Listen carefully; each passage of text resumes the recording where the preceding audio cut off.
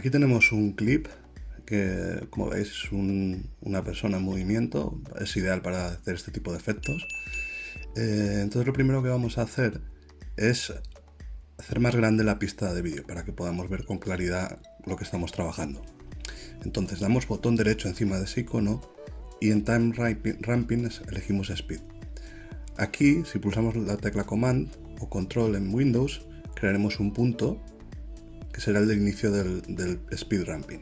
Si desplazamos las pestañas, tanto izquierda como derecha, emplearemos el intervalo en el que se hace la transición.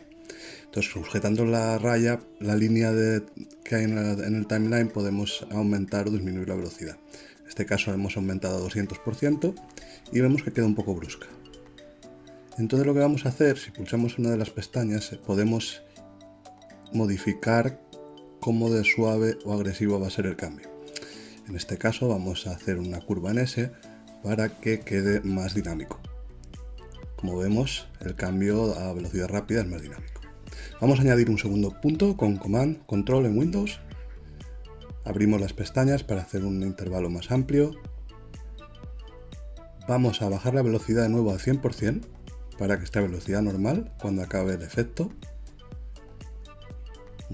Lo cerramos. Vamos también a cambiar la suavidad en la que hace la transición para que no sea muy agresivo. Y vamos a ver cómo queda. Cámara rápida y vuelta normal. Este proceso no tiene ninguna complicación.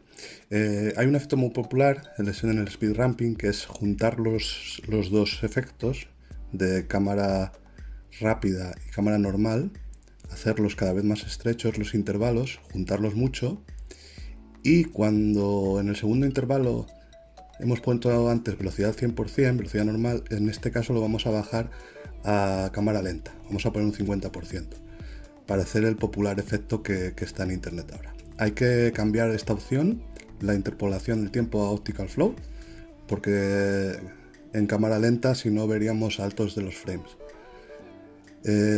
Vamos a renderizar el archivo para poder ver cómo quedaría la previsualización, y ahora vemos que el efecto es mucho más bonito y atractivo. Y como veis, mucho más suave.